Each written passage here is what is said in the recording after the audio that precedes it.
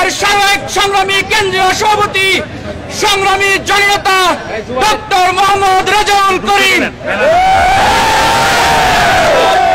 আজকের ঐতিহাসিক স্বাধীনতা দিবসের আমাদের শপথ হচ্ছে এদেশের স্বাধীনতা সার্বভৌমত্বের জন্য ইসলামী ছাত্র শিবির যে অবদান রেখেছে তার মাধ্যমে প্রমাণিত হয়েছে ছাত্র শিবির হচ্ছে স্বাধীনতার সার্বভৌমত্বের অতন্ত্র প্রহরী।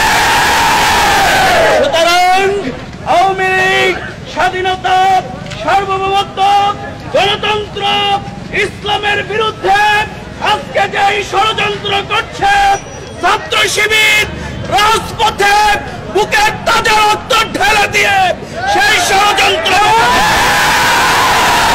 আজকের শপথ ঐক্যের শপথ আমাদের আজকের শপথ স্বাধীনতা সংগ্রাম এটিকে অক্ষুণ্ণ রাখার শপথ। আমাদের নেতৃবৃন্দকে ষড়যন্ত্র করে গ্রেফতার করে গুম করে ফাঁসি দিয়ে আন্দোলনকে স্তব্ধ করা যাবে না। এই স্বাধীনতা ফেরিওয়ালাদের তথাকথিত আওয়ামী লীগের ধ্বজাধারীদের আমরা সকল ষড়যন্ত্র নস্যাৎ করে ক্ষমতার মসনদ থেকে বিদায় করব।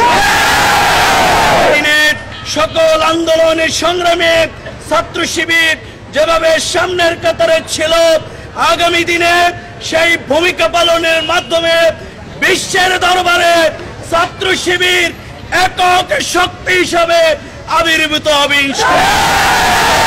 এই দিবসে আমরা ঐক্যের আহ্বান জানিয়ে ভেদাভেদে ভুলে সবাইকে দেশ গড়ার প্রস্তুতি নেওয়ার আহ্বান জানিয়ে